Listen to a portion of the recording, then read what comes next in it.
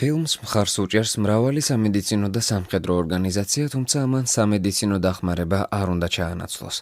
ყოველთვის გაიარეთ რეკომენდაცია თქვენს ექიმთან ან პროფესიონალ მედიკოსთან, სანამ კოორდინალურად შეიცვლით ცხოვრების სტილს ან დაიწყებთ და შეცვლით ნებისმიერ მკურნალობას.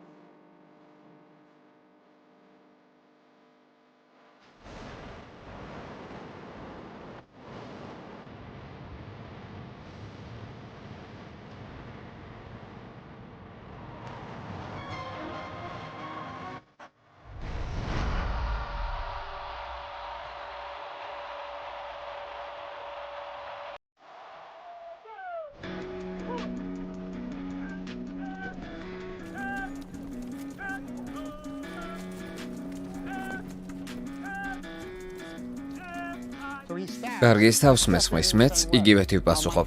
ხელი თქვენ მოთვეკაჩები. შემდეგ რა ხდება? მე 15 წელზე მეტია, რაც სამთავრობო დაწესებულებებში ბრძოლის ხელოვნებას ვასწავლი, მათ შორის საბრძოლო ქვეითებს, შტატების მარშალებს, შტატების სპეცრაზმს და შტატების საზღვაო ქვეითებს. ის დანით მესხმის თავს, მე კი ასე ვაკეთებ, შემდეგ ასე და ასე.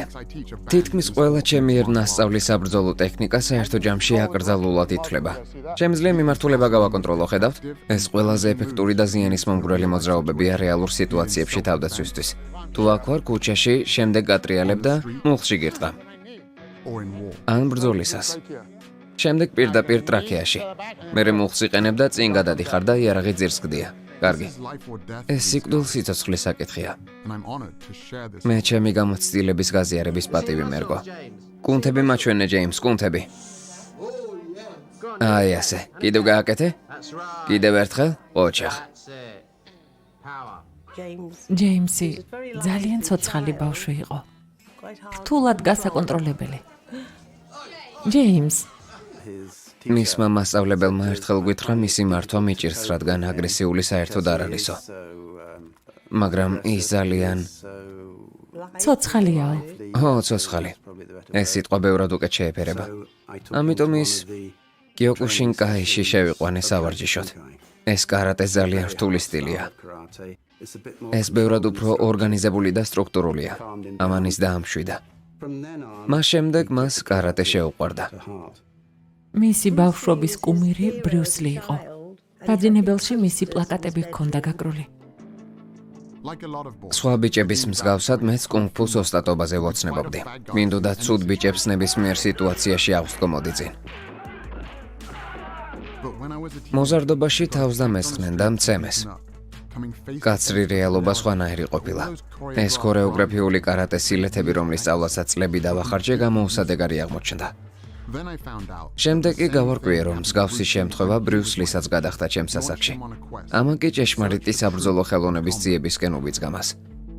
ლი ბევრ საბრძოლო ხელოვნება შეისწავლიდა და ყველა დისციპლინიდან საუკეთესოს არჩევდა. მისი ფილოსოფია მარტივი იყო. შეისწავლე შენი საკუთარი გამოცდილება. დახვეწე გამოსადეგი. დაივიწყე უსარგებლო და დაამატე რაღაც საკუთარი. მეც ამ ფილოსოფიას დავეწაფე და დავიფიცე, რომ ბრიუს ლის ნაკვალევს გავყებოდი. 15 წლისა და 5 შავი ქამრის შემდგომ ჩემი ვარჯიში შედეგების შემოწმების საშუალება მომეცა. ვილქსის კარგი კომბინაცია მშვენიერია. ჯონსონი კონტრშეტევაზე გადადის, ვილქსი მუხლით კარგად ურტყამს. ჯონსონს უკვე პრობლემები აქვს, ვილქსი შეტევაზე გადადის, დარტყმა და შებოჭვა. ერთი ხელი წინ აქვს, დაუჯერებელია, გამარჯვებულია. ჯეიმს ვილქსი. მატჩის დასრულებამდე სულ რამდენიმე წამით ადრე ჯეიმს ვილქსმა შესანიშნავი მოძრაობები გვაჩვენა. ჯეიმს ვილქსი ინგლისიდან Ultimate Fighter-ის გამარჯვებული ხდება.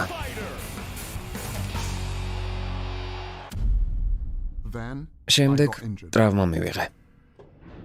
როცა მომავალ მძიმე წონოსან ჩემპიონს ვებრძოდი, მან კი ორივე ფეხი დამიზიანა.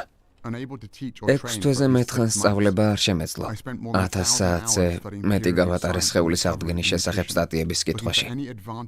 მე ყველაფერს ვეძებდი, რაც სწრაფად დამაბრუნებდა ფორმაში. სწორედ მაშინ წავაწყდი რომაელი გლადიატორების შესახებ კვლევას.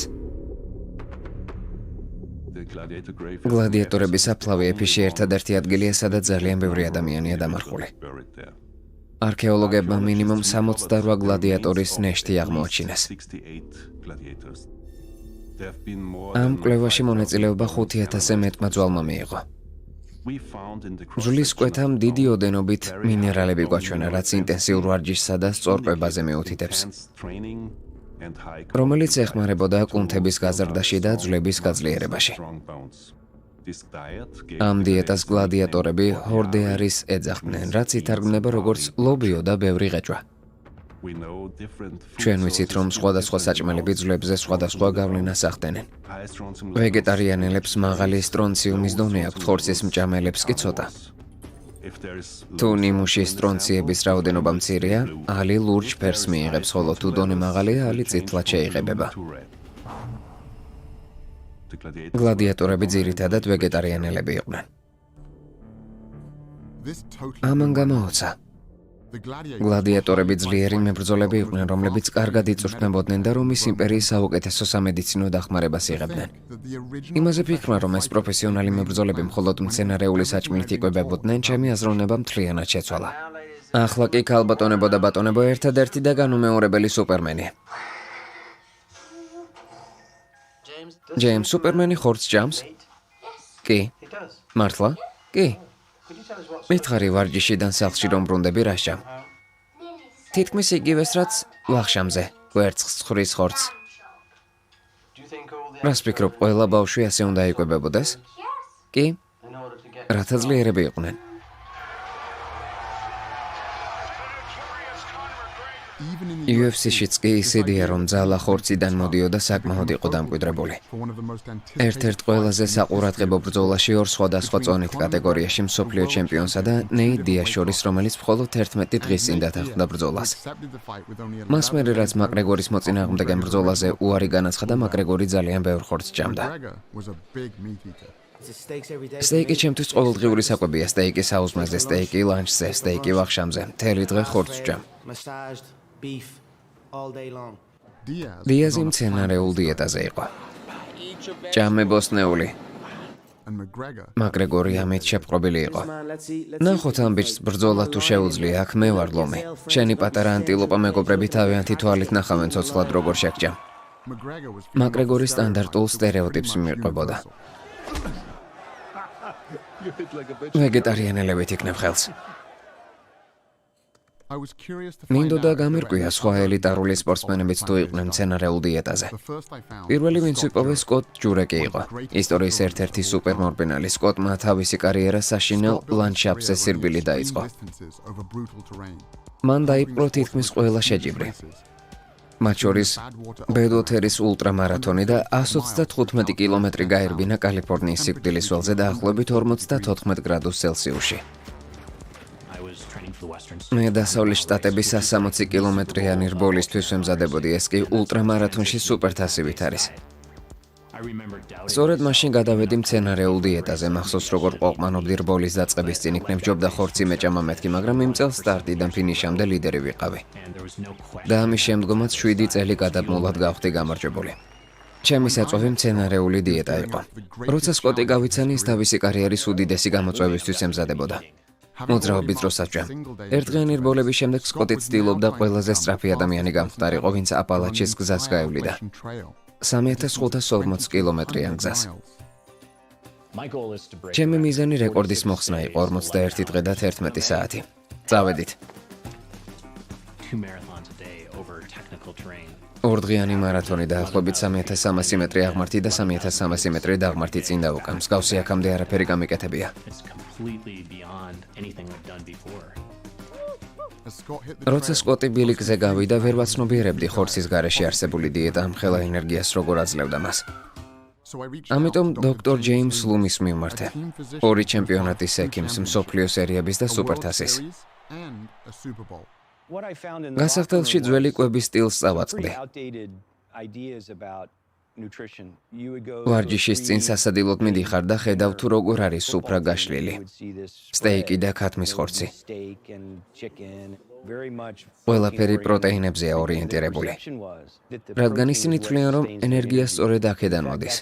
თუმცა სინამდვილეში ასე არ არის, ენერგია ძირითადად ნახშირწყალბადისგან მოდის. ის გლიკოგენად გარდაიქმნება და კუნთებს კვებავს და როცა ნახშირწყალბადები ილევა, შემდეგ იწყება პროტეინების მოხმარება. სად მივყავართ ამას? სად და ქრონიკულ დაღლილობამდე და ამტანობის დაკარგვამდე. დამაინტერესა საიდან გაჩნდა მოსაზრება, რომ ხორცი ენერგიას გვაძლევდა. ამიტომ 1800-იან წლებს გავყევი, როდესაც ცნობილმა გერმანელმა ქიმიკოსმა ჩათვალა, რომ კუნთების ენერგია ცხოველური ცილიდან მოდიოდა და რომ ვეგეტარიანელები ვერ შეძლებდნენ ამ დავალების შესრულებას. ლაიბიგის მოსაზრება ისე გავრცელდა, რომ სწორედ მასზე იყო დაფუძნებული შეერთებული შტატების პირველი ცილური რეკომენდაცია იმ დროს, როცა მეცნიერებამ დაამტკიცა, რომ მისი თეორია არასწორი იყო და კუნთები ენერგიას პირველ რიგში ნახშირწყალბადისგან იღებენ. მცენარეებისთვის უკვე გვიანი იყო. მთელ სამყაროში ადამიანები ლაიბიგის იდეის თანახმად ცხოვრობდნენ და ხორცს ენერგიასთან აიგივებდნენ. თუმცა ყველა ასე არ ყოფილა.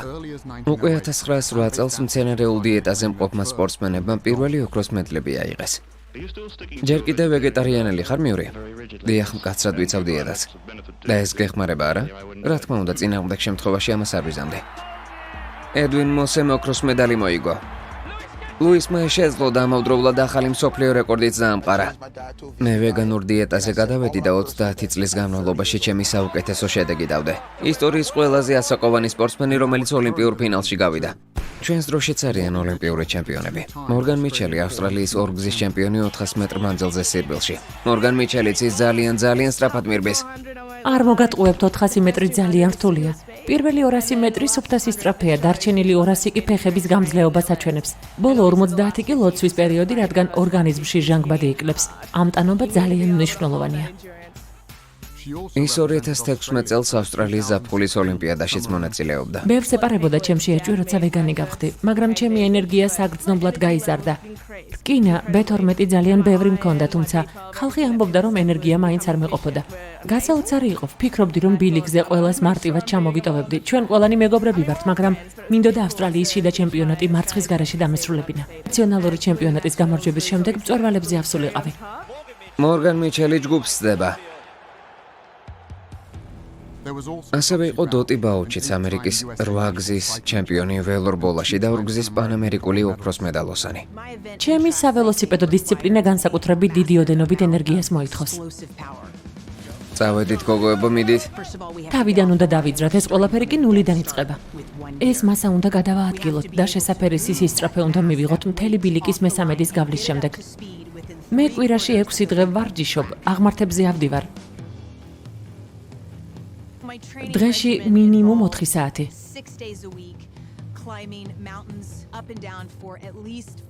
რთული ვარჯიში მელის ტრასაზე. შემდეგ კი სავარჯიშო დარბაზში. მე კენტუკიში გავიზარდე, ის კი ბარბეკიუსა და ხორცის შტატია. ამიტომ, როცა მცენარეულ დიეტაზე გადავედი, დარწმუნებული არ ვიყავი, რომ ამას გადავურჩებოდი, თუმცა საბოლოოდ მანქანას დავემსგავსე. ჩემი შედეგები სავარჯიშო დარბაზში 130 კილოგრამამდე გაიზარდა, ფეხის სავარჯიშოზე კი 257 კილოგრამამდე.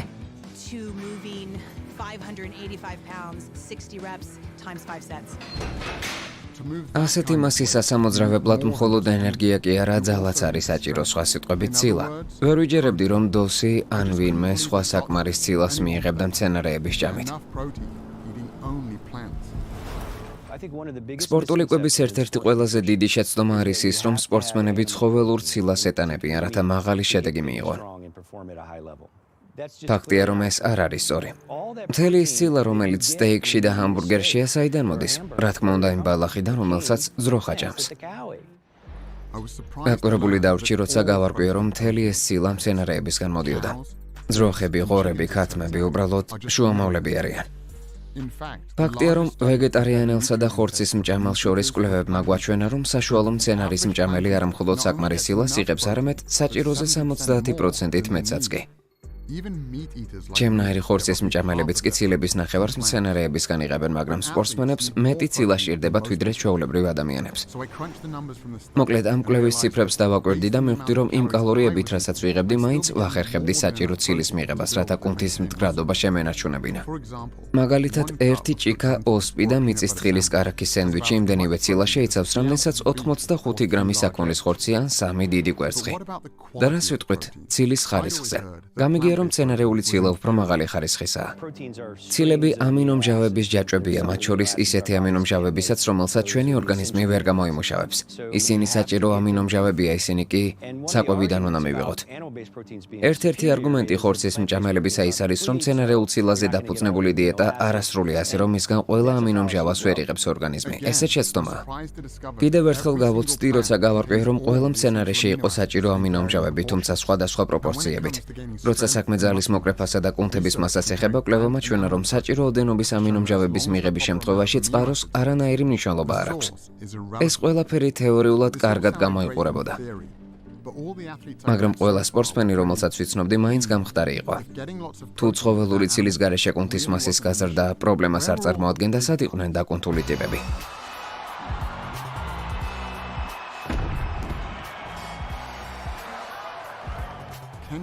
კენდრიკ ფარისი ერთადერთი მძლეოსანი მამაკაცი იყო 2012 წლის შტატებისა და 2016 წლის ოლიმპიურ თამაშებში. მძლეოსნობა ერთიან ორი მოძრაობით სიმძიმის აწევას მოეაზრებს, თანაც რაც შეიძლება მძიმის.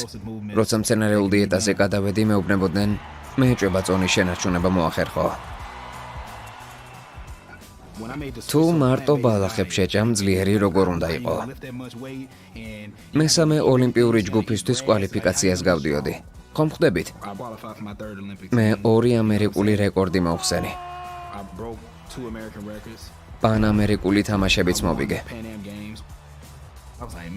ნანობ იმას, რომ მცენარეულ დიეტაზე აქამდე არ გადავედი, რატომ არ შევისწავლე ეს სფერო აქამდე. კენდრიკი ერთადერთი არ არის. 8000 კილომეტრის მოშორებით კიდევ ერთი ათლეტი ვიპოვე, სახელად პატრიკ ბაბოუმიანი.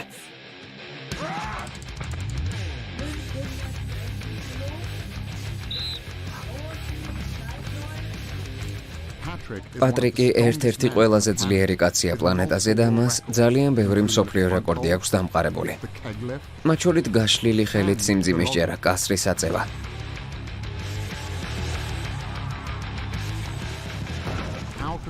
როგორ შეიძლება მსოფლიოს უძლიერესი მამაკაცი ასეთი ძლიერი მხოლოდ მცენარეების ჭამით იყოს?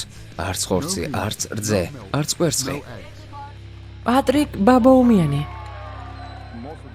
ძირითადად სახლში ვარჯიშობ, აქ უფრო პრაქტიკულია. ზოგიერთი მეკითხება, როგორ ახერხებ, რომ ასეთი ხარივი ძლიერი იყო, ისე რომ ხორცი არ ჭამო. მე კი პასუხობ, გინახავთ ხარი, რომელიც ხორცს ჭამს, მეთქი. ხორცს 2005 წლის შემდგომ აღარ ჭამ. მაშინ 105 კილოგრამი ვიყავი, ახლა 130 კილოგრამი ვარ. ამავდროულად 4 მსოფლიო რეკორდი მაქვს დამყარებული.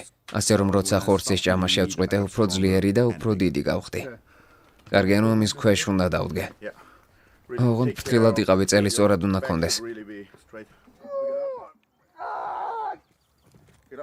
მიდი. ამის მასა 370 კილოგრამია, მე კი 1 მილიმეტრითაც კი ვერ დავზარი ეს. ისეთი შეგრძნება მქონდა, რომ ჩაბეტონებული იყო. ეს მისი გასახურებელი მასაა. რთული წარმოსადგენია ის, თუ რამდენად ძლიერია პატრიკი. ფაქტობრივად ზე ადამიანია.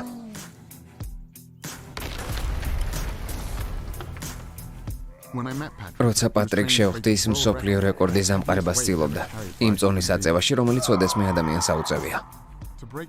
ამ რეკორდის მოსახსნელად პატრიკმა 555 კილოგრამი, ანუ ცხენის მასა 10 მეტრზე უნდა გადაადგილოს. ეს სპორტი ძალიან რთულია, როცა ასეთ მასას დააყენებ და ნაბიჯს გადადგამ გამოდის, რომ ცალფეხზედ გახარ. და გონია, რომ ძლებში გადატყდები. ეს ალბათ ყველაზე საშიში შეჯიბრებაა ძლევოსნურ სპორტში.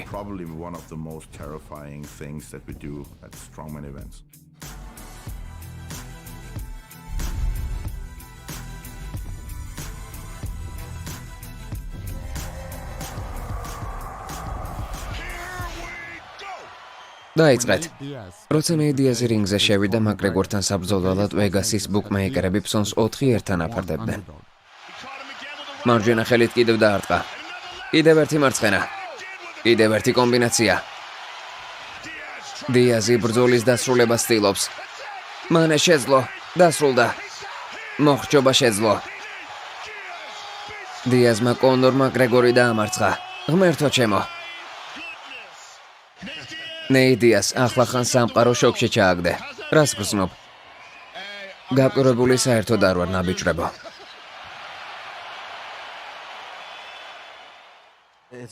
ეს ძალიან რთული ასატანი იყო. ეს უბრალოდ ენერგიის ბრძოლა იყო და მე როგორც ნახეთ, მაჯობეს. ბრძოლის დაწყებამდე 9 დღით ადრე დღეში 2 სტეიკის ჭამა დავიწყე და ამან სერიოზული ზიანი მომაყენა. ეს UFC-ის ისტორიაში ყველაზე დიდი დაპირისპირება იყო, აღმოჩნდა, რომ ნეითი ერთადერთი მცენარეულ დიეტაზე მყოფი მებრძოლი არ ყოფილა. ხორცის ჭამა 2012 წლის შემდეგ შევწყვიტე. ისე გავიზარდე, რომ ბოსტნეულის ნახევარს არც კი ვიცნობდი. სატაცური პირველად 5 წლის წინ შევჭამე. ბავშვობაში რომ გეკითხათ, ალბათ გეტყოდით, სატაცური? ეგრე უბედურებაა მეთქი. ბრაიან ჯენინგსი მძიმე წონაში ებრძვის. მან ყველაზე მეტად ვლადიმერ კლიჩკოსთან ბრძოლით გაითქვა სახელი ისტორიაში ერთ-ერთ საუკეთესო მოკრივესთან. როცა ფილადელფიაში ვიზრდებოდი, ჩვენ მხოლოდ ისპანახს, KFC-ს შემწვარ ქათამს და ზოგადად ნებისმიერ შემწვარ ქათამს ვჭამდით.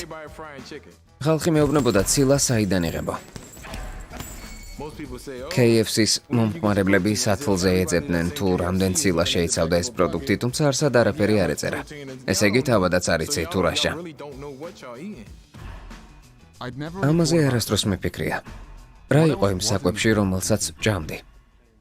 ამ კითხვაზე პასუხის გასაცემად დოქტორმა რობერტ ვოგელმა ექსპერიმენტი ჩაატარა.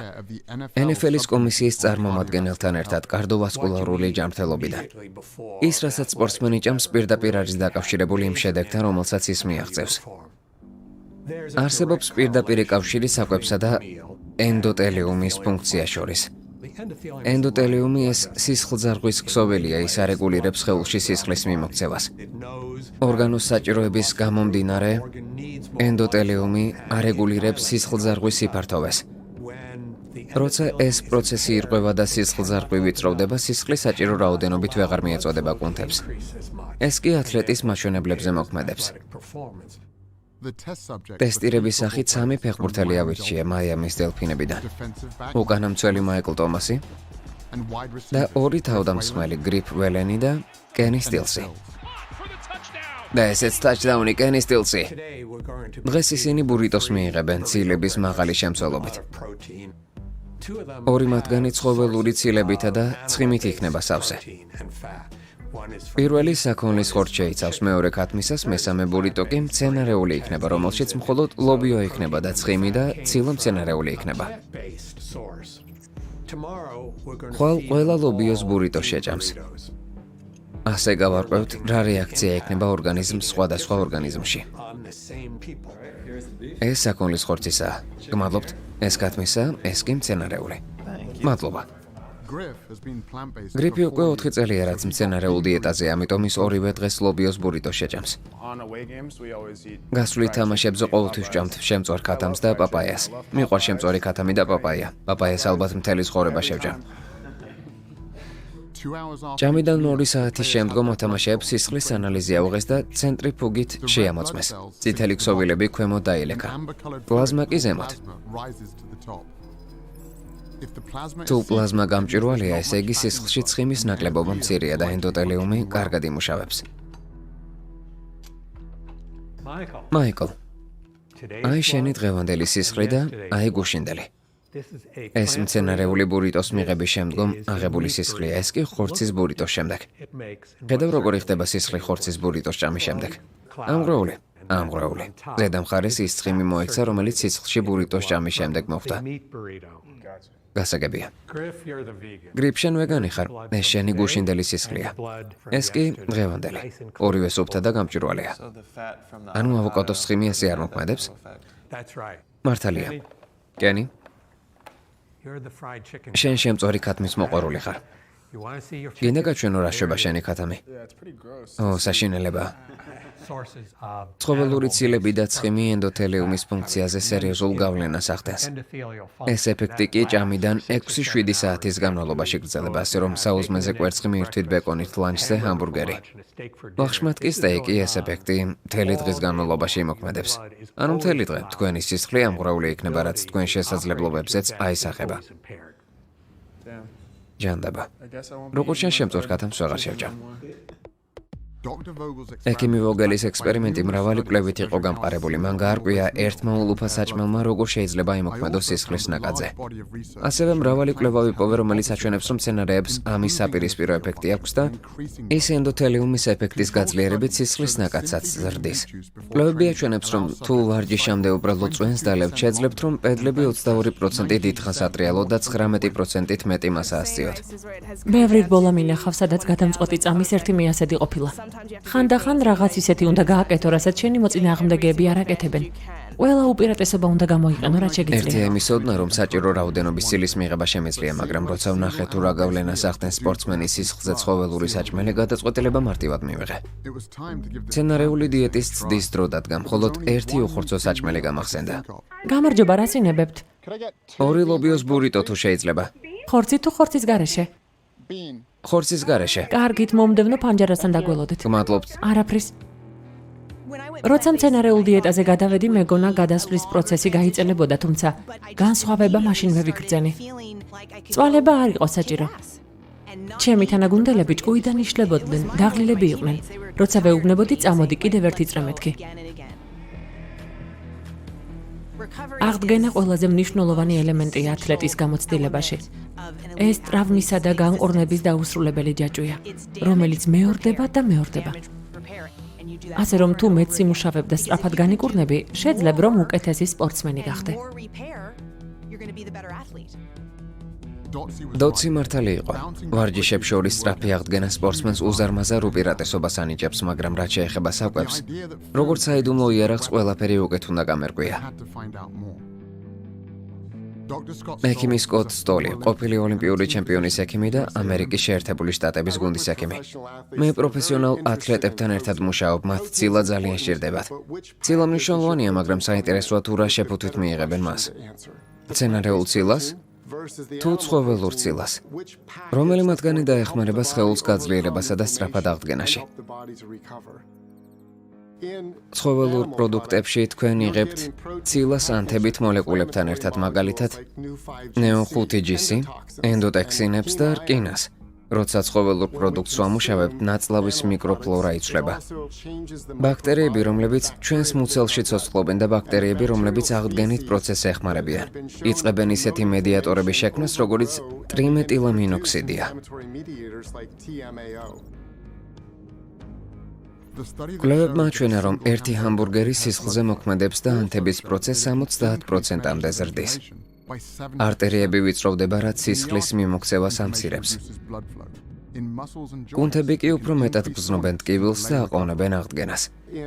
მცენარეული ცხიმები ანტიოქსიდანტებთან, ფიტოქიმიურ მინერალებთან და ვიტამინებთან ერთად მიეწოდება ორგანიზმს. ის ამცირებს ანთებას, მიკროფლორას აძლიერებს, ასევე სისხლის მიმოქცევას და ფიზიკურ მაჩვენებლებს. ანტიოქსიდანტები, რომელზეც ექიმი სტოლი საუბრობდა, თითქმის ყველა მცენარეშია, სადაც მათი დონე დაახლოებით 64-ჯერ უფრო მეტია ვიდრე ცხოველურ საკვებში. სალათის ფოთოლშიც კი უფრო მეტი ანტიოქსიდანტია ვიდრე ორაგულში ან კვერცხში.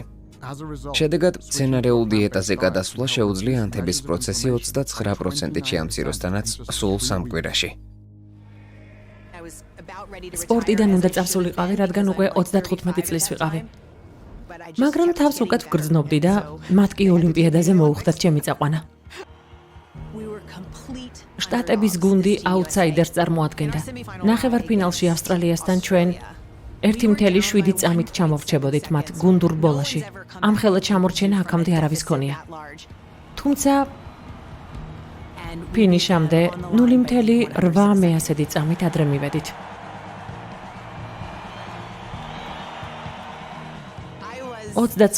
ნახევარი წლის ვიყავი, როცა ოლიმპიურ პოდიუმზე ვიდექი. დღემდე ყველაზე ასაკოვანი სპორტსმენი ვარ, რომელიც ოლიმპიურ თამაშებში დაუშვეს. ჩემი დიეტა ჩვენს გამოსვლასა და გუნდურ გამარჯვებაში გადამწყვეტი ფაქტორი იყო.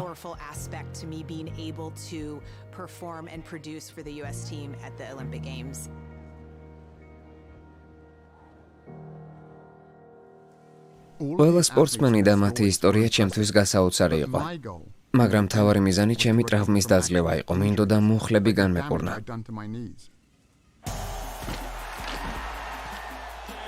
დერეკ მორგანმა მისი შებოჭა მოახერხა. დერეკ მორგანიც მსგავს სიტუაციაში იყო. NFL-ში ტრავმის ალბათობა 100%-ია, ეს მკაცრი თამაშია. შებოჭა და ის ეცემა. რა რეაქცია გექნება ტრავმაზე და რამდენად სწრაფად განეკურნები მისგან ძალიან მნიშვნელოვანია, რადგან როცა მოედანზე არ ხარ, გუნდს ვერ ეხმარები. მე კვლევები ჩავატარე და გავარკვიე, რომ მცენარეული დიეტა განკურნებისთვის ძალიან სასარგებლოა. ასე რომაც დავიწყე და ძალიან კარგი შედეგებიც მივიღე. ბევრად უფრო სწრაფად გამოვჯამრთელდი. ტკივილებიც ნაკლებად მქონდა. ჩემი შედეგების გადასამოწმებლად სისხლის ანალიზი ჩავაბარე. დიეტიდან 6 თვის შემდეგ ჩემი ყველა მაჩვენებელი დაეცა. ჩემი წნევა, ჩემი ქოლესტერინი, თუმცა მთავარი ტრავმის მარკერი იყო სისხლში. ჩემი მარკერი ფაქტობრივად გამქრალი იყო. ხორბალზე დაფუძნებული მცენარეული დიეტა სისხლის უჯრედებს ზრდის და დაზიანებულ ქსოვილს უფრო სწრაფად აღადგენს. ის ასტიმულირებს იმუნურ სისტემასაც და ებრძვის ინფექციას, თანაც თითქმის ყველა დონეზე. სწორი საკვების მიღება განკურნების პროცესს ასწრაფებს. ჩემი პირადი მცენარეული ექსპერიმენტიდან 6 კვირის შემდეგ სავარჯიშო დარბაზში შევედი იმის გასარკვევად, რამე განსხვავება მივიღე თუ ვერა. ჯერჯერობით სპარინგი აშემეძლო, ამიტომ გადავწყვიტე საბრძოლო თოკებით მევარჯიშა. თუ 10 წუთზე მეტხანს მოახერხებ თოკის ამოძრავება, შენი სახელი კედელზე მოხდება, მხოლოდ რამდენიმე ადამიანმა შეძლო 20 წუთი გაწლება. ჩემი მდგომარეობის პიკი ალბათ მხოლოდ 8 წუთი თუ იქნებოდა, მაგრამ იმ დღეს მარტივად მივაღწია 10 წუთს. შემდეგ 20. 30. 45 წუთი გაქვს. გავიფიქრე, ღმერთო ჩემო, იქნებ 1 საათამდე შევძლო მეთქი. როცა 1 საათს 1 წუთით ავწდი, ვიფიქრე, კარგი საკმარისია მეთქი. ვერ ვიჯერებ, რომ ეს გააკეთე მთელი 1 საათი. ერთადერთი რაც შეიცვალა, ჩემი დიეტა იყო. შემეძლო კიდევ გამეგრძელებინა. რეკორდი მოხსენი არა? წეული საათი. ბავშვობაში ჩემთვის ყველაზე ძლიერი ადამიანი მამა ჩემი იყო. მან თავდაცვის ფასი მაჩვენა და ყოველთვის ჩემგვერდით იყო, როცა პრობლემები მექმნებოდა. მაგრამ ახლა დახმარება თავად მას სჭირდებოდა. გულის შეტევა ჰქონდათ? დიახ. და სანამ ეს მოხდებოდა, რამე სიმპტომი ჰქონდათ? არა, მსგავსი რამ პირველად მოხდა. მას შემდეგ, რაც მამა ჩემი საავადმყოფოდან გამოიყვანეს, ჩვენ სკაიპით დავუკავშირდით ექიმ კელდუელ ესელსტინს. ის გულის დაავადებების მკვლევარი იყო კლივლენდის კლინიკიდან. გონი ყოველთვის ფორმაში ვიყავი, ასე რომ ჩემთვისაც სიურპრიზი იყო. არა, ეს მოსალოდნელი იყო. დასავლეთ ცივილიზაციაში ყველაზე გავრცელებული დაავადება გულის იშემიური პრობლემებია. ამის მიზეზი კი ის საკვებია, რომელსაც ხალხი ყოველდღიურად იღებს. ხომ არ გახსოვთ კონკრეტულად რომელ არტერიაში ჩაგიდგეს სტენდი? მარცხენა არტერიაში თუ მარჯვენაში? როცა გავარკვია თუ როგორი მოქმედებდა ცხოველური საკვები ჯანმრთელ ახალგაზრდა სპორტსმენზე, იმაზე დავიწყე ფიქრი თუ როგორ მოქმედებდა საჭმელი მამაჩემის გულზე მთელი მისი ცხოვრება. ყველა კვლევაში ერთი და იგივე შედეგი მივიღეთ. ერთნაირი ბიომექანიზმი მოქმედებს ჯანმრთელობაზეც და შედეგებზეც. ქრონიკული ანთებაოქსიდატიური სტრესი და ენდოთელიუმის ფუნქცია. როცა ცხოველურ პროდუქტს ჭამ, კორონარულ არტერიაში თრომბი ჩნდება. თრომბის ფორმაციამ შესაძლოა სისხლის ნაკადი საერთოდ დაბლოყოს, ამან კი სერიოზული პრობლემები გამოიწვიოს. გულის დაავადებებში ხშირად ერთი დაბნეულობა იჩენს თავს. ადამიანები ფიქრობენ, მე არ ჭამ წითელ ხორცს. ესე იგი ყველაფერი რიგზეაო. ჩვენ კი ვიცით, რომ საქმე ბევრად უფრო რთულადაა. საქმე მხოლოდ წითელ ხორცსა და კონში არ არის. 50 წლის განმავლობაში გვეუბნებოდნენ, რომ გულის შეტევის მთავარი გამოწვევი მიზეზი ცხიმი და ქოლესტერინი იყო და ნაკლებად ცხიმიანი ხორცი და სხვა ცხოველური პროდუქტები ამ პრობლემას მოაგვარებდა. მაგრამ კვლევებმა აჩვენა, რომ სხვა ანთებითი კომპონენტები ცხოველურ პროდუქტში ისევე უშლის ხელს სპორტსმენის გამოჯამრთელების პროცესს, როგორც ხელს უწყობს გულის დაავადებების განვითარებას. ბევრად უკეთ ვიქნებით, თუ ცხოველურ საკვებზე უარს ვიტყვით. ამისთვის ძალიან კარგი ბიოქიმიური მიზეზი არსებობს, მაგალითად, ჰემორკინა. ჰემორკინის წყარო ცხოველური პროდუქტებია, ხომ ასეა? პირველ რიგში ალბათ წითელ ხორცზე იფიქრებთ. თუმცა ის თევზსაც აქვს და ფრინველსაც. მეტაანალიზით ჩატარდა 6 დიეტური კვლევის თანახმად, სადაც მონაწილეობა 130,000 პაციენტმა მიიღო. შედეგებმა აჩვენა, რომ დღეში 1 მილიგრამი ჰემორკინა 27%-ით ზრდის გულის დაავადებების რისკს. რომ შევადაროთ, საშუალო ჰამბურგერში ეს რკინა საშუალოდ 2-3 მილიგრამია.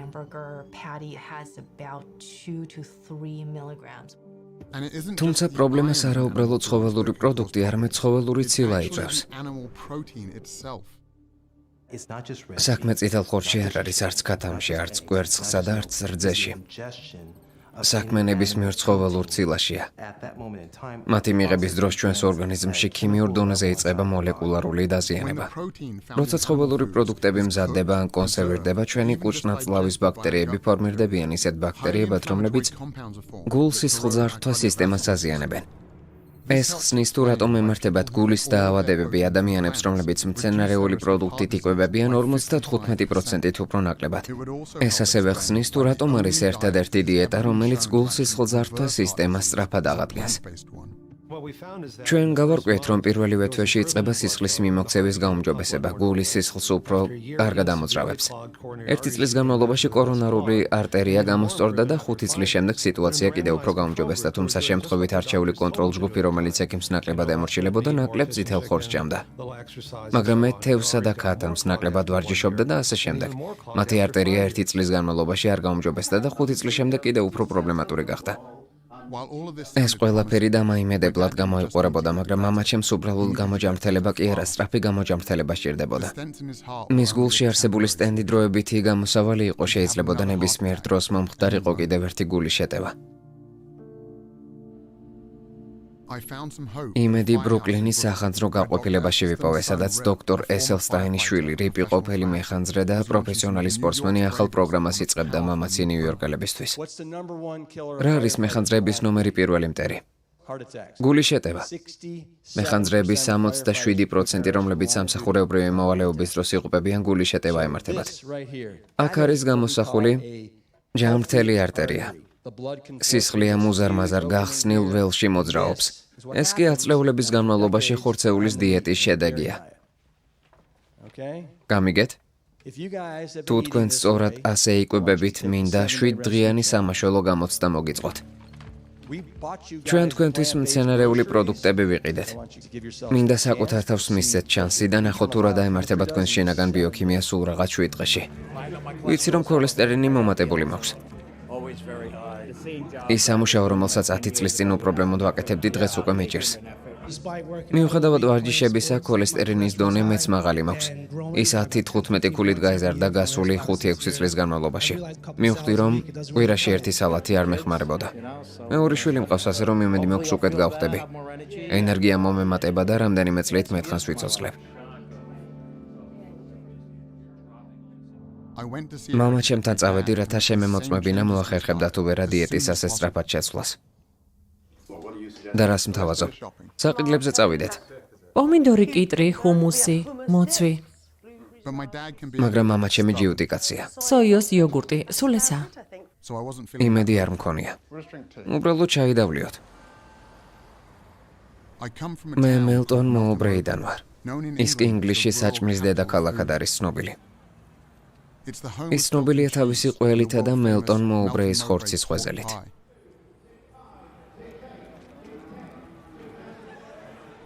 აქ ცხოვრება თითქმის არ იცვლება. ნომერი 20, 22. მამა ჩემი როგორც უმეტესი ჩვენგანი იმ ქალაქის პროდუქტ ჭამს, რომელშიც გაიზარდა. არც კი წარმომედგინა, რომ ისეთი ჩვევების ადამიანი როგორიც მამა ჩემია, ასე შეცვლიდა ყველაფერს. ეს 20 ფუნტით უფრო მეტი ღირს, 50 მთლიანად. სანამ სახლში არ დავბრუნდებოდი და ვარჯიშს გავაგრძელებდი. მიდი, ხელი მკარი მე ასე. წლების განმავლობაში ვარჯიშობდი ლუციუს მითთან ერთად. ის NFL-ის კორნერბექი იყო, ჯიუ-ჯიტსუში შავი ქამრის მფლობელი და ფიზიკურ მომზადებაში ჩემი მწვრთნელი. აი ესე ხელი. ლუს ჩემი კვლევის შესახებ მომუყევი და ვაცნობე ის, რაც მამა ჩემს შეემთხვა. მან კი რაღაც ისეთი მითხრა, რაც აქამდე არასდროს უხსენებია. 10 წელზე მეტია, რაც მცენარეულ დიეტაზე ვარ. ლუ 60 წლისაა. თითქმის მამა ჩემის ხელა. ჩემს ასაკში ადამიანთა უმეტესობა შვილიშვილებს ვერ ეწევა. ჩემს შემთხვევაში კი ყველაფერი პირიქითაა. როცა ცხოველური დიეტიდან მცენარეულზე გადავერთე, ჩემი წნება 100-დან 70-მდე შემცირდა. პულსი 50-ზე დაბლა ჩამოვიდა და ახლობით 47-48 მაქვს. უფრო კონცენტრირებული ვარ, უფრო დასვენებული და უფრო მეტი ენერგია მაქვს. ეს ყველაფერი კი მცენარეული დიეტის დამსახურებაა. მიდი კიდევ, მიდი. აქ დაახლოებით 20 წლის ხალხი მოდის და ჩვენ ვარჯიშობთ. მე უფრო მიადვილდება ვარჯიში, ვიდრე მათ. ჩვენ მოვდივართ და 8 საწევას ვაკეთებთ ჰანტელით. ერთი ვარჯიშისას მათ არ გამოსდით. არ ხუმრობ, ვერ მჯობნიან. სერიოზულად. არ გამოსდით. არ გამოსდით.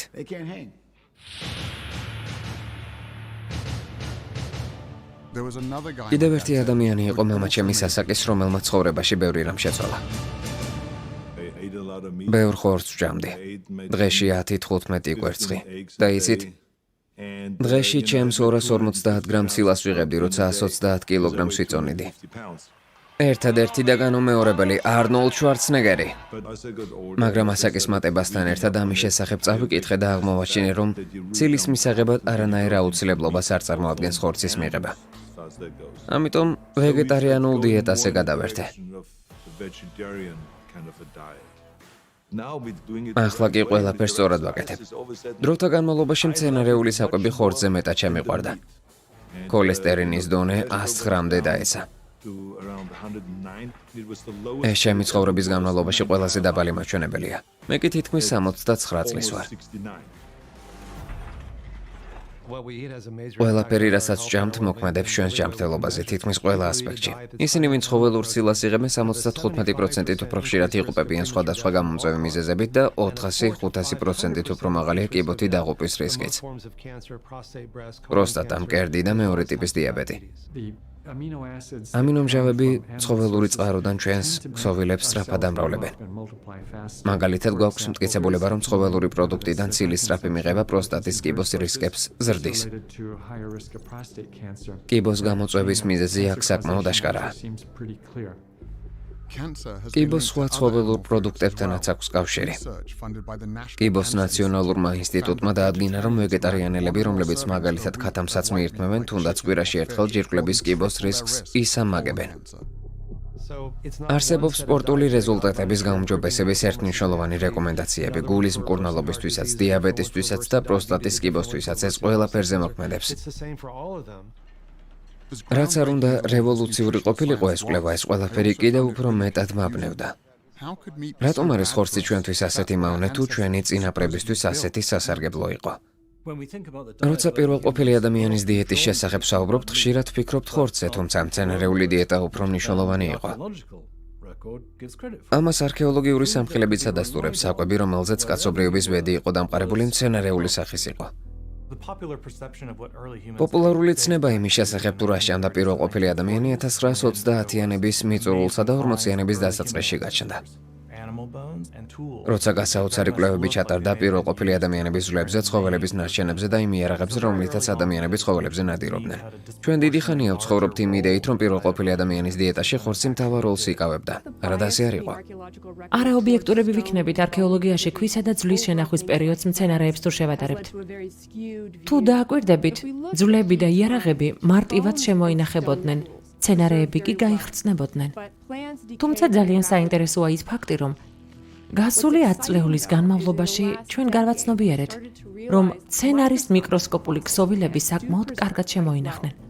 ასე რომ რაღაცეებს ხელახლა ვარკვევთ პალეოლითის ხანის შესახებ და ძალიან ბევრ მცენარესაც პოულობთ.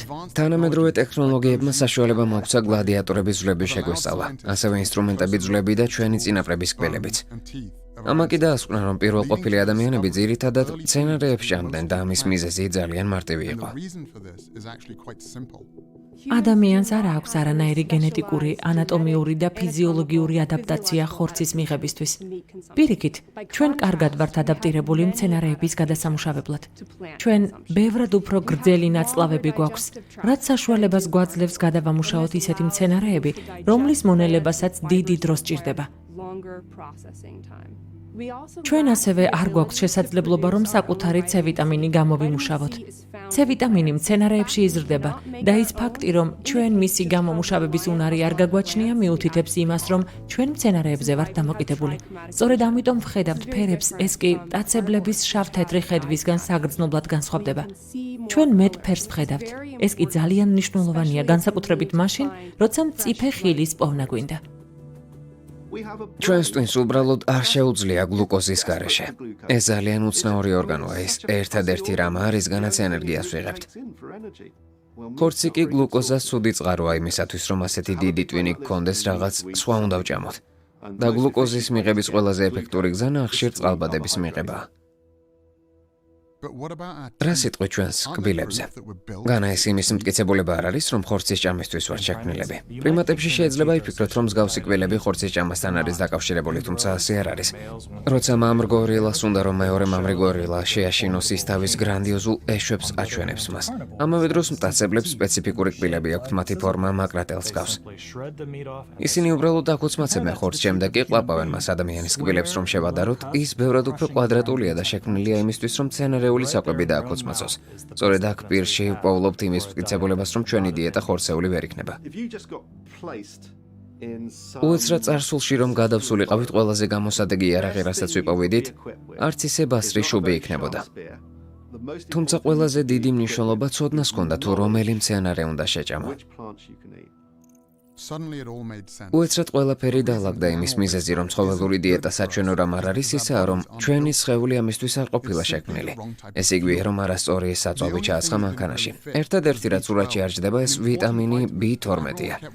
ეს ძალიან მნიშვნელოვანი ვიტამინია, რომელზეც ყველა ამბობს, რომ მის მისაღებად ხორცეულის ჭამაა საჭირო. აღმოჩნდა, რომ B12 ცხოველების მიერ არ არის შექმნილი, მას ქმნის ბაქტერია, რომელსაც ცხოველი მიწიდან და წყლიდან იღებს. ისევე როგორც ცილის შემთხვევაში, ცხოველები უბრალოდ შუამავლები აღმოჩნდნენ. ინდუსტრიულ ფერმებამდე ადამიანები B12-ს ტალახიანი მცენარეებისგან იღებდნენ, ან მაშინ, როცა წყალს მდინარეებიდან სვამდნენ. თუმცა ახლა პესტიციდები, ანტიბიოტიკები და ქლორი კლავს იმ ბაქტერიას, რომელიც ამ ვიტამინს ქმნის. ფერმის ცხოველებსაც კი ეხმარებენ B12 ვიტამინს. ტესტირებული ხორცის მჭამელი ადამიანების 39%-ს B12-ის დაბალი დონე აღმოაჩნდა. აღმოჩნდა, რომ ადამიანებისთვის B12-ის მიღების საშუალება ხორცის ჭამისა თუ მის გარეშე უბრალოდ დანამატის მიღებას წარმოადგენს. როცა სკოტ შევხვდი თავის 3540 კილომეტრიან მარათონში, ის რეკორდულ სიჩქარეს საგრძნობლად ჩამორჩებოდა. გასულ კვირას სულად დავეცი, ასე რომ მომიწია დავფიქრებულიყავი, თუ როგორ მომეგვარებინა ეს პრობლემა.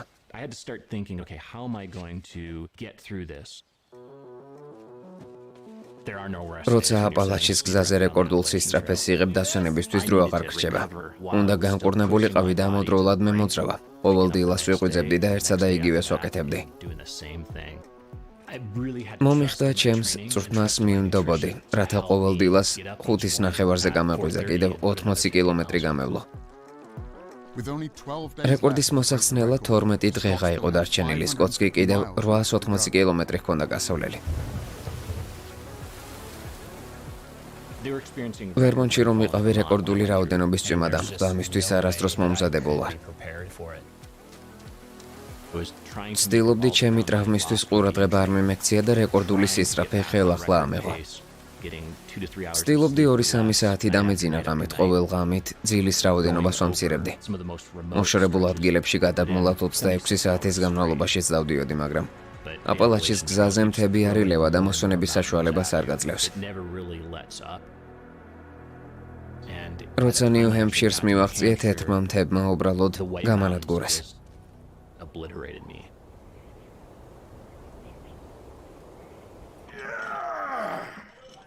ორ კვირაზე ნაკლები დრო იყო დარჩენილი. პატრიკი ვარჯიშს აგრძელებდა, რათა მსოფლიო რეკორდი დაემყარებინა და კაცობრიობის ისტორიაში ყველაზე დიდი მასა ეწია. ძიმძიმეების აწევა 14 წლის ასაკში დავიწყე, რადგან მაშინ პატარა და სუსტი ვიყავი. მე კი მინდოდა, რომ გმირი გამხდარიყავი, რომელიც საჭიროების შემთხვევაში ყველაფერს გააკეთებდა. ესენი ჩემი მშობლები არიან. 4 წლის რომ გავხდი, დედა, მამა და პატარა და რომელსაც სურათს ხედავთ, ავტოავარიაში მოყვნენ და მხოლოდ დედა გადარჩა. ამიტომ ბავშვობაში ვოცნებობდი სუპერძლიერი ყოფილიყავი. რათა ხალხის დახმარება შემძლებოდა.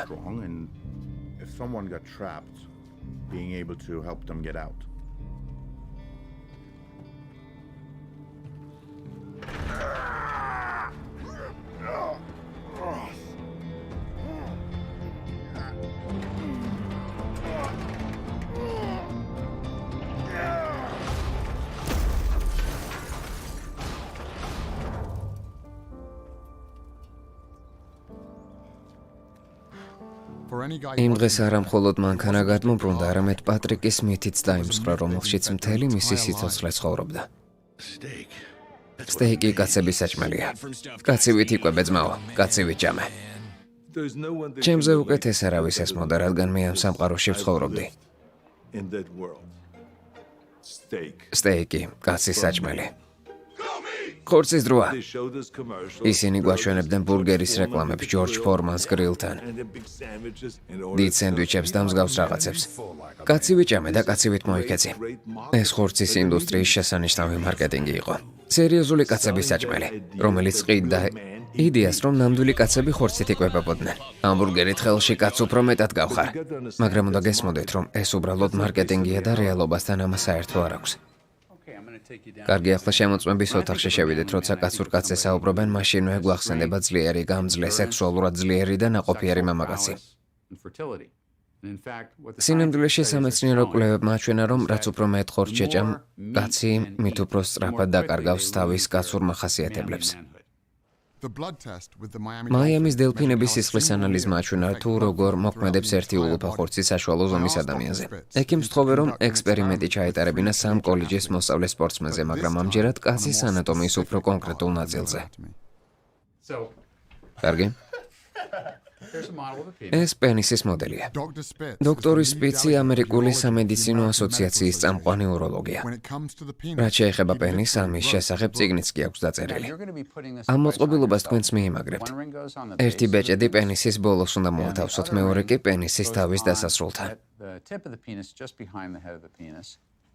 მოწყობილობა მიცის, თუ რამდენად ძლიერად უნდა მოუჭიროს ერექციის დაწყების დროს.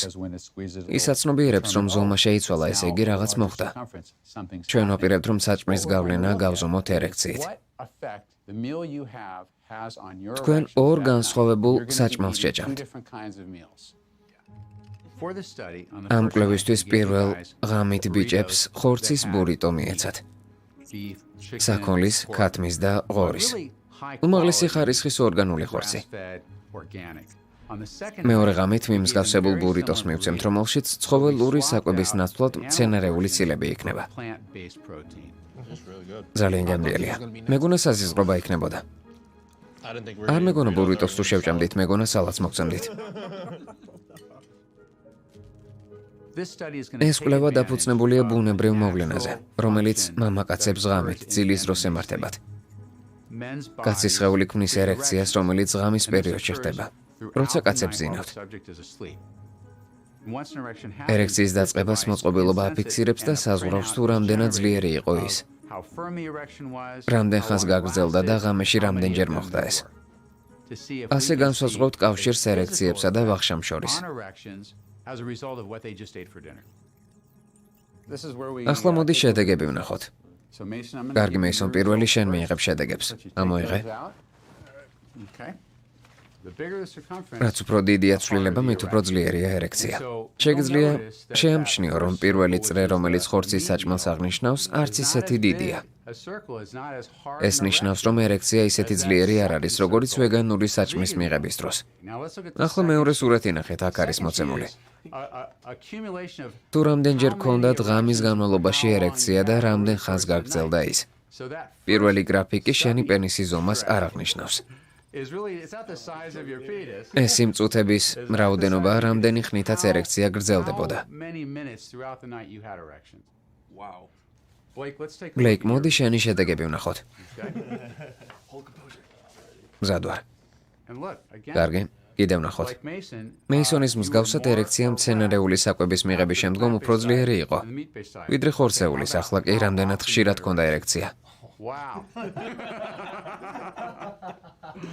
განსხვავება თითქმის 500%-ია. ღმერთო, ნამდვილი სიგიჟეა. ბლეიკ, მზად ხარ? აბა ჩემი დოსი.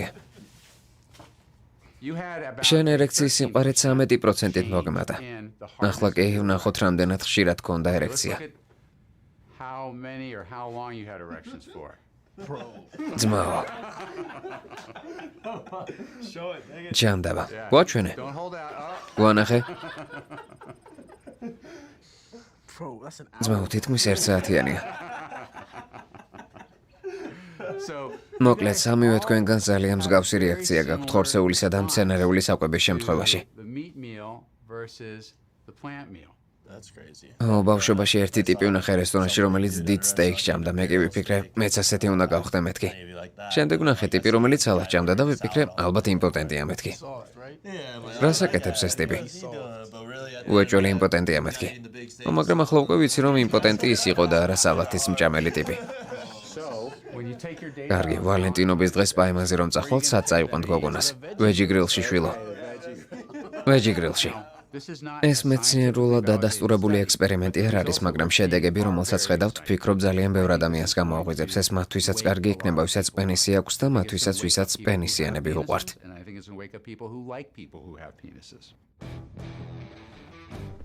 პენისების ისტორია საინტერესო იყო, მაგრამ ამან ჰორმონებზეც დამაფიქრა. უფრო კონკრეტულად კი ტესტოსტერონზე. ცხოვრებაში ხორცი არასდროს მიჭამია და ტესტოსტერონის პრობლემა არასდროს მქონია, ანალიზებით ჩავაბარე და ყველა მაჩვენებელი ნორმაში მქონდა. ფაქტია, რომ არც კუნთების პრობლემა არ მაქვს. კვლევები აჩვენებს, რომ ადამიანები, რომლებიც ხორცს ჭამენ, ტესტოსტერონის დონით არაფრით განსხვავდებიან მცენარეული საკვების მოყვარულებისგან. ამის დაჯერება მიჭირდა, რადგან მათი დიეტა ძირითადად სოიოს პროდუქტებზე იყო დამყარებული, რაზეც ამბობენ, რომ ესტროგენებით იყო გაჯერებული. ხშირად ვებ ჩემი საყვარელი საჭმელების რეცეპტებს, ისინი სოიოს შეიცავენ. 100-დან დაახლოებით 20-30 კომენტარში ალბათ წერია. გამიგია, რომ სოიო ესტროგენის დონეს მაღლაწევს, ასე არ არის? აღმოჩნდა, რომ სოიო შეიცავს ფიტოესტროგენებს. ეს არის კომპონენტი, რომელიც ესტროგენს გავს, მაგრამ საწინააღმდეგო ეფექტი აქვს. ჩვენი სხეულის ესტროგენის რეცეპტორებს ბლოკავს და ნამდვილ ესტროგენებს გზას უბლოკავს. საჭმელი, რომელიც მართლა შეიცავს ესტროგენს, ეს ცხოველური საჭმელია, ქათამი, კვერცხი და რძის პროდუქტები. მათ მართლა შეუძლია ჩვენი სხეულის ჰორმონალური დონის შეცვლა. მაგალითად, ძროხის რძეს თუ დაღლებთ, კაცის სხეულში ესტროგენების დონე პირველივე საათში მოიმატებს 26% და ამავდროულად ქალებში 18% დაიკლებს. კიდევ ერთი ჰორმონი, რომელიც დიეტასთანაა დაკავშირებული, არის კორტიზოლი. სტრესთან, კუნთების ზომის შემცირებასთან და სხეულის ქონის მომატებასთან დაკავშირებული ჰორმონი. კვლევებმა აჩვენა, რომ ისინი, ვინც ცხოველური დიეტიდან ნახშირწყალბადის დიეტაზე გადავიდა, კორტიზოლის დონე 27% დაიწია. ყოველთვის მოსმოდა, რომ ვეგანი არ უნდა გახდე, რადგან ძალიან ბევრ ნახშირწყალბადს დაკარგავ. აი მე თქვენ წინ მდგავარ და ასეთი კარგი სხეული არასდროს მქონია. მარტივია. უკვე ვიცოდი, რომ ფქვილი და თეთრი შაქარი წონის მომატებას უწყობდა ხელს, მაგრამ არ გამიცნობიერებია, რომ ნახშირწყალბადით სავსე პროდუქტები, როგორიცაა ბანანი და თბილი კარტოფილი, სხეულის ქონის რაოდენობას ამცირებენ. 8 კვირიანმა დაკვირვებამ კუნთების ცვლილებაზე ასევე აჩვენა, რომ ჩვეულებრივი ჰიდროწყალბადის დახმარებით 1,3 კილოგრამით გაიზარდა. როცა დაბალი ნახშირწყალბადის შემთხვევაში კუნთების ზომა შემცირდა. სტანდარტული ბოდიბილდერების დიეტა ძალიან მცირე ნახშირწყალბად შეიცავს, თანაც ბიჭები, რომლებიც კვირების განმავლობაში არ იღებდნენ ნახშირწყალბად, ზომბები ვიდადიოდნენ. მე კი კულისებს მიღმა იმდენ ნახშირწყალბადს ვიღებდი, რამდენიც მინდოდა. ხშირად მეკითხებიან, როგორ ახერხებამ ყველაფრის ჭამას და კუნთების შენარჩუნებასო. ნეშვილში დერეკმა თავისი ცოლი ჩერიթი გამაცნო, პროფესიონალი მზარეული, რომელიც ბევრ ადამიანს დაეხმარება დიდ კარდატეხაში. გამარჯობა. გამიხარდა შენი გაცნობა, მას მერე მცენარეული საკვების მომზადება დავიწყე. ძალიან ბევრს ვამზადებ და დერეკს ლანჩისთვის ვგზავნი, რადგან ვიცი რომ სალათის გარდა მას სხვა საჭმელი არ აქვს. დერეკი ხომ ნახეთ, დავეჯერო სალათის შეძლებს მის გაწღომას? კი, მიყვარს ჭამა. თავიდან მეგონა რომ საკუთარ თავს დავარწმუნებდი გემოს უმნიშვნელობაში, თუმცა ეს მსხვერპლ შეწირვა არ ყოფილა.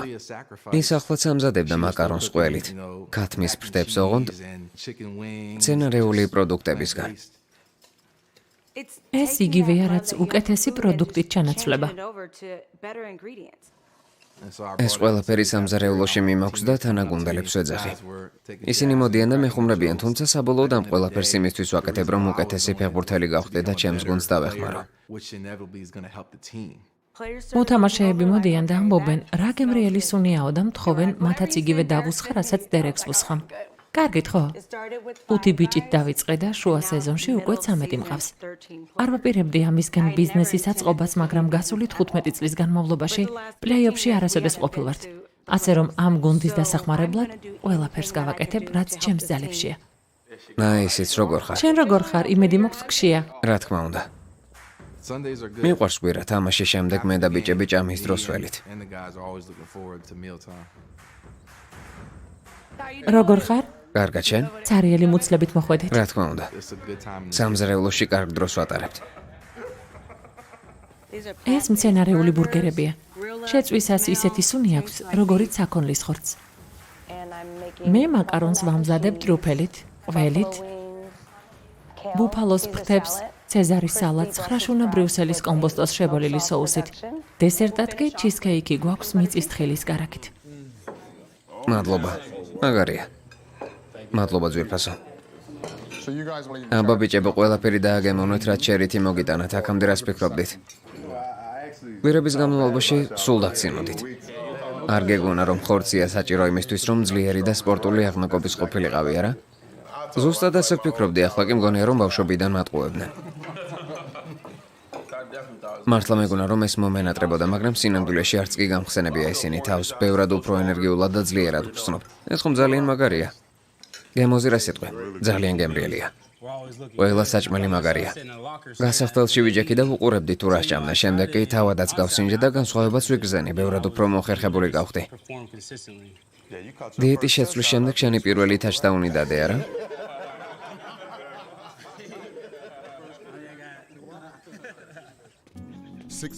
ჩემი ახალი დიეტის დაწყებიდან 6 თვის შემდეგ ძალა ისე აღმიდგა, როგორც არასდროს. მამა ჩემი ჯანმრთელობაც გაუმჯობესდა. ჩემი ცოლ-შვილი ჩაერთნენ ამაში.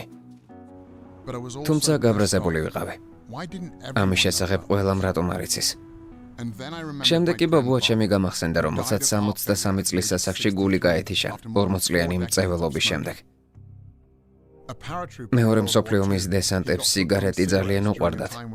მან მოწევა მაშინ დაიწყო, როცა დაიჯერა იდეა, რომ მოწევა კარგი იყო. ამ იდეის გასაყიდად თამბაქოს ინდუსტრიამ ცნობილ სპორტსმენებს მიმართა. ჯანმრთელობისა და მომზადების იდეალურ სიმბოლოებს. თამაშის შემდეგ კარლ ფურიელო დოჯერსიდან თავის სიგარეტს ეწევა, კემელს რა თქმა უნდა.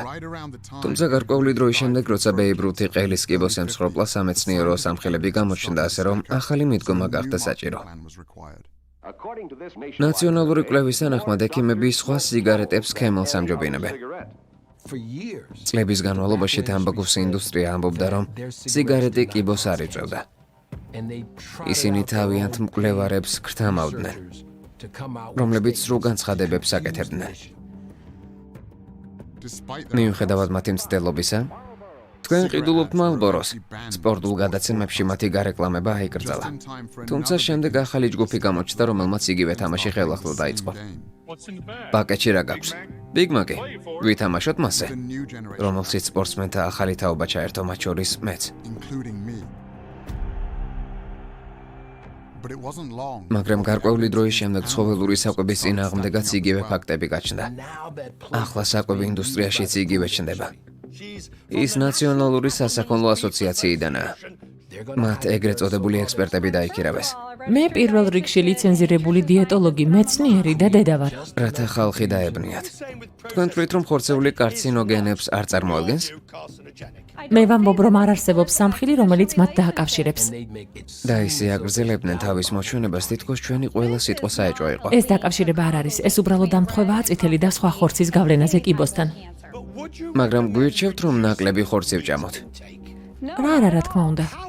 რა ახსნა უნდა ნახოს მაყურებელმა თქვენს განცხადებაში?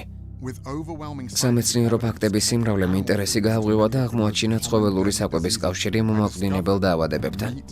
მე დავადგინე, რომ ხორცის რძის პროდუქტი და კვერცხის ინდუსტრია საიდუმლო შეთქმულებაშია ჩართული. ისინი კვლევებს აფინანსებენ, რომლებიც ამ ფაქტებს უარყოფს და ამავდროულად გარემოს დაცვით ინიღბავენ თავს.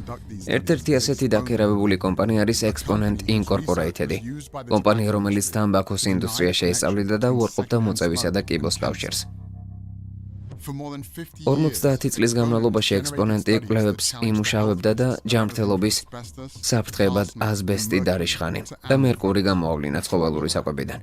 ეს ფორმულა ძალიან კარგად მუშაობს, მშვენივრად მოქმედებს ის ფარმაცევტული კომპანიებისთვის, რომლებიც ცუდი საჭმლისგან გამოწვეულ სიმპტომებს კურნავენ. ის მედიასთვისაც კარგად მოქმედებს, ისინი ყოველდღიურად ახალ დიეტას გვთავაზობენ. აი ისევ.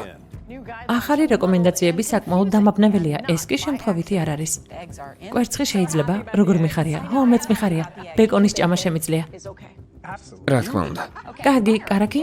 კარაკი დაბრუნდა.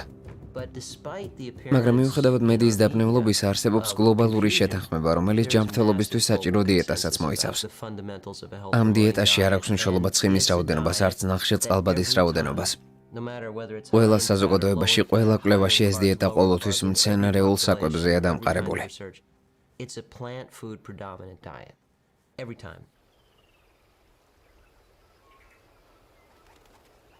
როცა ვფიქრობდი, რომ ცხოველური პროდუქტის ყველა ბინძური საიდუმლო გავარკვია, ზიმბაბვეს პარამილიტარისტულ ჯგუფში სპეციალური დავალებისთვის მიმიწვიეს. ფრთხილად იყავით, მეგობრებო, ქვებზე დადექით. ეს ცხოველები გადაშენების პირას არიან. პლანეტაზე მხოლოდ 5,000 ასეთი დარჩა. მათზე ნადირობის გამო ისინი თითქმის გადაშენდნენ. მათი რქა ძალიან ფასეულია. კილო დაახლოებით $40,000 ღირს. დამიან მანდერი პენსიაში გასული სპეცრაზმის სნაიპერია, რომელსაც ერაყში 12 ტურნე აქვს ჩატარებული. ის ასევე არის საერთაშორისო ანტიბრაკონიერული ფონდის წევრი. ბრაკონიერებს შეიძლება დანაან ნაჯახი ჰქონდეთ, ჩვენ კი ისინი უნდა გავაიარაღოთ. ის დანიდგეს ხმის თავს, აი ესე. ჩვენ საზღვაო ქვეითები ვართ. ჩვენ ის ვართ, ვინც ბრძოლაში პირისპირ ერთვება. კარგი. ჩემი AK-47 მირჩევნია. მე ყველა ბიჭუნას ოცნება მაქვს ახდენილი. ვერტმფრენიდან გადმომხდარვა რაღაცები, ამიფეთქებია, გამიკეთებია ის, რაზეც ბევრი ოცნებობს და PlayStation-ზე თამაშობს. აფრიკაში ჩამოვედი, რადგან კიდევ ერთ 6 თვიან თავგადასავალს ველოდი. დავინახე სპილო, რომელსაც სახე აჭრილი ჰქონდა. ეშვები კი ამოცლილი. მხოლოდ იმიტომ, რომ ვიღაც ტიპს სპილოს ეშვი მაგიდაზე დაედო. რა ქვია ასეთ ჩასაფრებას? ღაზისებური. ფულიც მქონდა და უნარებიც, რომელიც ამ რეინჯერებს დაეხმარებოდა მინიმალურად მაინც გაეუმჯობესებინა თავიანთი უნარები. მე გადავწყვიტე ამ ბიჭებს ცხოველების დაცვაში დავხმარებოდი.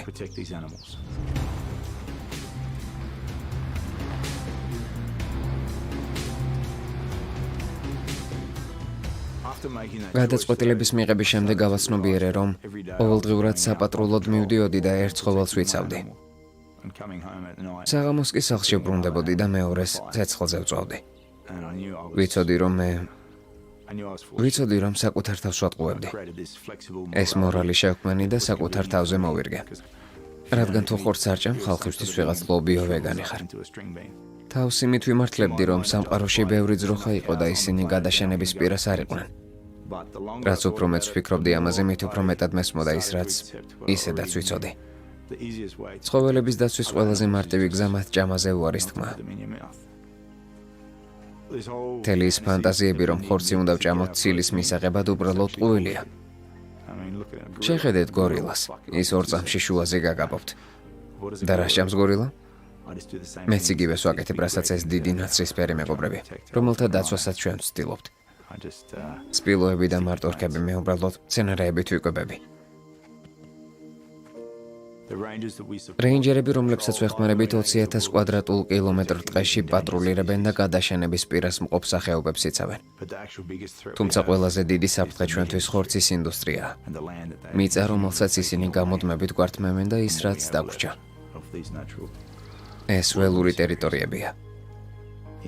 ყოველი სანტიმეტრი, ყოველი მეტრი, ყოველი კილომეტრი უნდა დავიცვათ.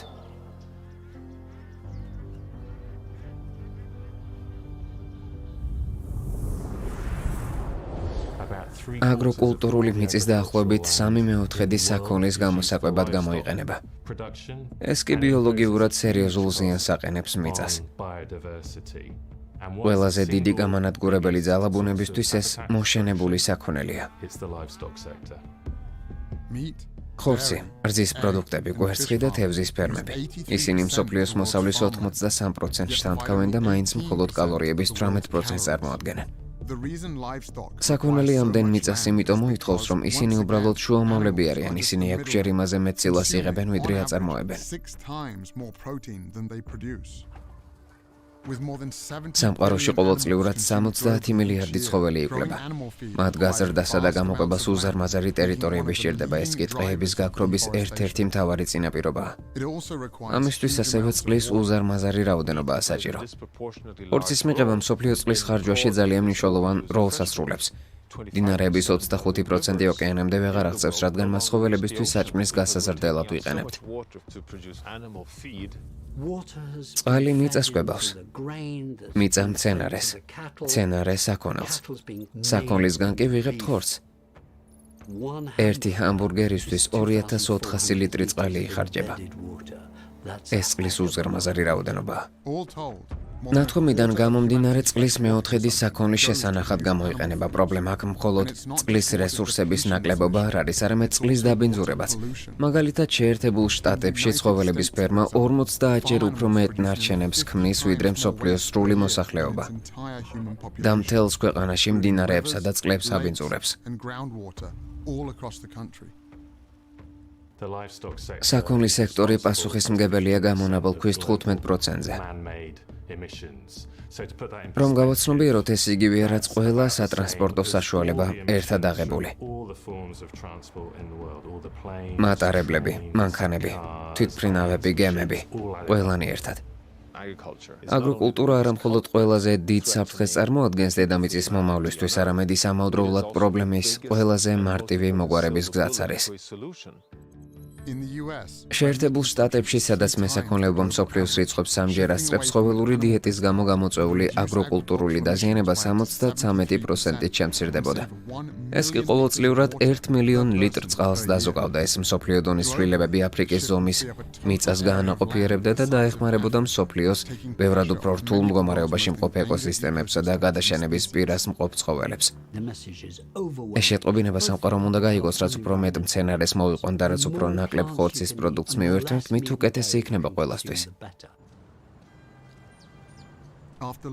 იმის შემდეგ, რაც გავიგე თუ რა იდო სასწორზე, ბრუკლინში ჩავედი იმედი საპონელად. აბა საქმეები როგორ მიდის? ყველაფერი რიგზეა, კარგია. 180-ზე. ხედავ? 7 დღიანი დიეტა დაიცავი? ხო, ერთი დღეც არ ჩამიგდია. მართლა? ხო. ძალიან კარგი, ჭამის შემდგომ არ მქონია შეგრძნება, თითქოს რაღაც დამაგდა, პირიქით თავს უფრო ენერგიულად ვგრძნობდი. შემეძლო ველოსიპედზე დამჯდარიყავი ან სარბენბილი გზავსულიყავი. ან ხანძართან გებრძოლა. მითხრა, რომ 5 კილოგრამი დავიკელი. ქოლესტერინის დონე 262 იყო. დიახ, ეს მაღალი დონეა, იმაზე ბევრად მეტია, ვიდრე უნდა იყოს. დღეს კი 1.76 გაქვს. თითქმის 100-ით ნაკლები. ფანტასტიკურია, გეთანხმებით. მადლობა. წნევამ 16 დაიწია. ძალიან კარგია. ახლა 130 გაქვს 82-ზე, აქამდე კი 146 ქონა 84-ზე. ძალიან კარგია. ჩაარტყე.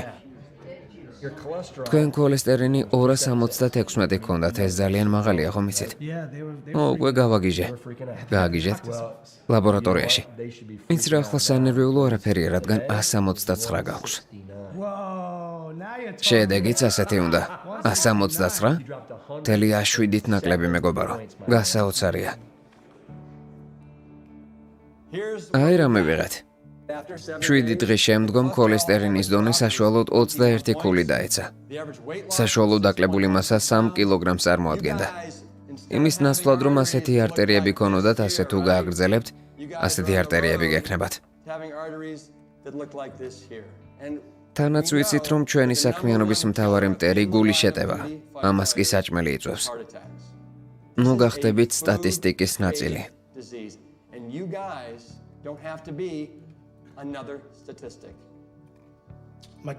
ჩემმა ექიმმა სტატინი გამომიწერა, მე კი შევხედე ისეთი თქოს დაღლითობდა და მარტივ გამოსავალს ეძებდა. ბევრად უფრო ჯანსაღი ალტერნატიული მიდგომაც არსებობს, როცა ეს შესაძლებლობა გამოჩნდა, მე ამით ვისარგებლე. როცა ჯანსაღ საჭმელს ჭამ და მცენარეულ საკვებზე გადადიხარ, გენები იცვლება, კარგი გენები ერთვება და ცუდები ითიშება. თქვენი გენები წინასწარმეტყველებაა, თუმცა არა ბედისწერა. მაშინაც კი თუ თქვენი მშობლები დეიდაბიძია, დიაბეტით, კიბოთი ან გულის დაავადები დაიღუპნენ, ეს იმას არ ნიშნავს, რომ თქვენც ასე მოგივათ. ამ პოზიციაში ვმაგრდები და თავს სახეში ვურტყამ. ახალი დიეტის დახმარებით ტრავმებისგან მთლიანად განვიკურნე და თავდაცვის სწავლება განვაგრძე. შემდეგ კი ასე იწყებდა ამ გზით აგრძელებ. თუმცა ახალი მნიშვნელოვანი კომპონენტით, შინაგანი დაცვით. თქვენ სისხლის მიმოქცევას აუმჯობესებთ, ეს კი თქვენს კუნთებს საშუალებას აძლევს, რომ უფრო სწრაფად გამოიკვებონ და მეტი ჟანგბადი მიიღონ. სწორი კვებით შეიარაღებულს შემიძლია იმაზე მეტი სიცოცხლე გადავარჩინო, ვიდრე აქამდე შემეძლო. გემრიელია, მართლა? ო.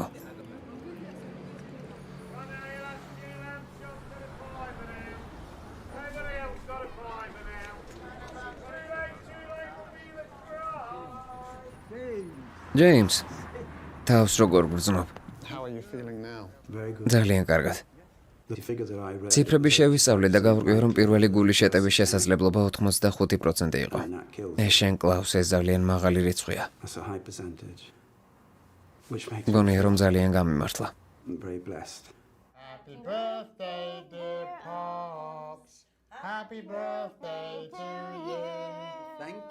მადლობა. ჩვენ ვეგანურ გზას დავადექით. ახლა სოიუს რძე გვაქვს. მარშა ზრუნავს იმაზე, რომ ბოსნეული შევჭამა. ახლა უკვე მაძალებს კიდეც. რამდენის გახდით? 71-ის. 71. მე კი 1 წლის ვარ. მიხარია რომ ცოცხლობ. აბა ახალი რა ხდება? ბრიუს ლი მიხვდა, რომ სიმართლის ძიება მხოლოდ მაშინ არის სასარგებლო, როცა მის მისაღებად მზად ხარ. სამაგალითო უნდა იყო. ხალხი ამბობს, რომ ვეგანი ვერ გავხდები, მეკვლეობნები მართალია, ეს პროცესია. აი მეგობრებო, ვეგანური შოკოლადი. ხალხი ფიქრობს, რომ ან ყველაფერი უნდა გააკეთონ, ან არაფერი. თუმცა ასე არ არის. ვინმეს რომ უთხრა ხორცის ჭამას უნდა შეეშაო, ალბათ ჯანდაბაში გაგიშვებს. გეტყვის ვინ ხარ, რომ მეუბნები რა უნდა ვჭამო, მაგრამ თუ აუხსნი და ეტყვი რატომ არ გინდა სადო. ერთი კვირით ხორცის გარეშე ცხოვრებაო, ალბათ დაგიჯერებს. 50 წლის წინ არავინ ამბობდა, რომ ცილების მისაღებად ბოსტნეული უნდა მიიღო, მაგრამ ახლა უფრო და უფრო მეტი სპორტსმენი, სხვადასხვა სახეობის პროფესიონალი სპორტსმენები დიდ წარმატებას აღწევენ. ცხოველურ პროდუქტებზე უარის თქმით.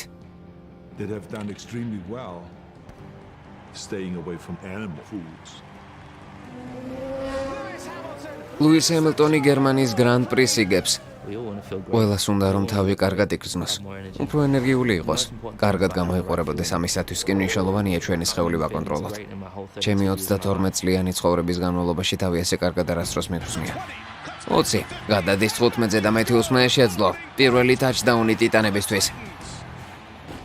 მსგავსი თამაში შემოbrunება არ მახსოვს. ეს არარეალურია. ეს ჩვენი საუკეთესო სეზონი იყო გასული 15 წლის განმავლობაში. ორაკპო და დერეკ მორგანი. კიდევ 14 ბიჭი გადმოვიდა მცენარეულ დიეტაზე. ჯურელ კეისი, ბრაიან ორაკპო. განსაკუთრებული კადრები ვიხილეთ ტიტანსის თავდაცვის დროს. ღმერთო ჩემო. დერიკ მორგანს 10-ზე მეტი დაცვა ყავს. ეს მის კარიერაში საუკეთესო სეზონია. ტიტანები პლეი-ოფში გავიდნენ. ჩვენ შევძელით. პლეი-ოფში გასვლა დაბადების დღეს ალბათ ეს ჩემი კარიერის ყველაზე დიდი საჩუქარი იყო. ყველა დაცვის ხაზზე საუბრობდა და ამ დიეტაზე. ეს ყველაფერი ბურიტოს დამსახურებაა. აი რაშია საქმე. აი როგორ უნდა გახვიდე პლეი-ოფში.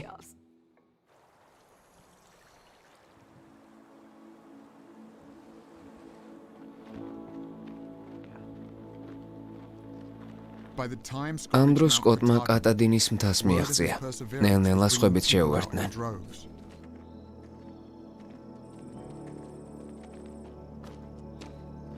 მაგრამ 46 დღიანი მოგზაურობისა და გავლილი 2200 მილის შემდგომ სკოტს რეკორდის მოსახსნელად სულ რამდენიმე საათიღა ჰქონდა წინ. ეს ყველაზე დიდი მასა იქნება, რაც კი ოდესმევინმე საუწევია. პატრიკი 555 კილოგრამის აწევას ცდის. ეს ოფიციალური გინესის რეკორდია.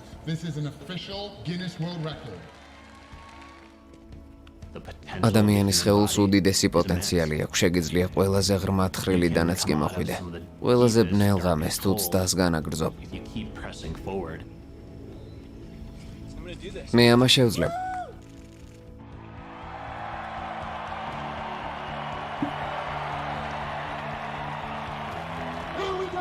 ესეც ასე მსოფლიო რეკორდის დამყარების მცდელობა.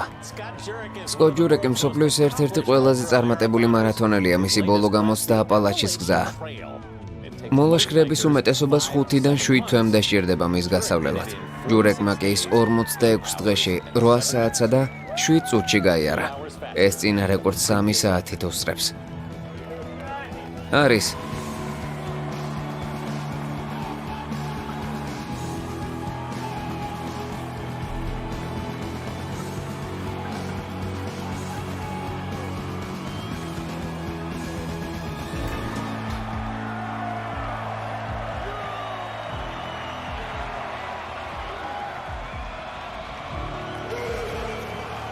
ვეგანური ძალა.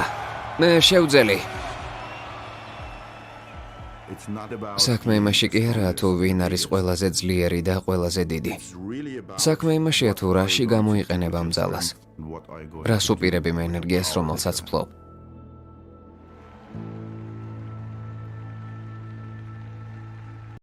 რეცეპტებისთვის და სხვა წყაროებისთვის გთხოვთ ეწვიოთ GameChangerMovie.com-ს.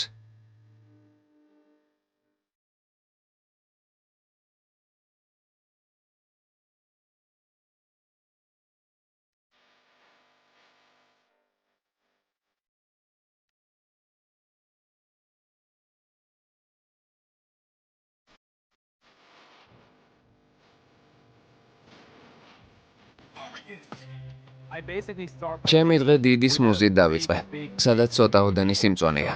მაგალითად კომბოსტო ან ისპანახი და ცოტაოდენი ბარდისცილა. ყველაზე მეტად ბლინები მიყვარს, ეს ჩემთვის საუკეთესო საუზმეა. ამ საჭმელისთვის უდროოდრო არ არსებობს. მიყვარს ტოსტი მიწის თხილის კარაქით, ლანჩზე ვეგეტარიანული ბურგერი. ავოკადო ჩემი სისუსტეა, დამოკიდებული ვარ მასზე. დიდი ვეგანური სალატი ბრინჯით და ბროკოლით. შემდეგ ვახშამზე ნებისმიერი რამ იაპონური თუ მექსიკური სამზარეულოდან. მიყვარს ინდური სამზარეულო და ტაილანდური კარი. მარტივია, მე პიცა მიყვარს. ან თუ უბრალოდ სახელმწებას ვაპირებ, მაშინ ლაზანია. ქათმის ნაგეცები გიყვარს? არ არის პრობლემა, ვეგანური ნაგეცებიც არსებობს. გიყვარს გუფთა, ვეგანური გუფთაც არსებობს. პიცა, პასტა და ბურგერი. ზოგჯერ ყველაფერი ერთად.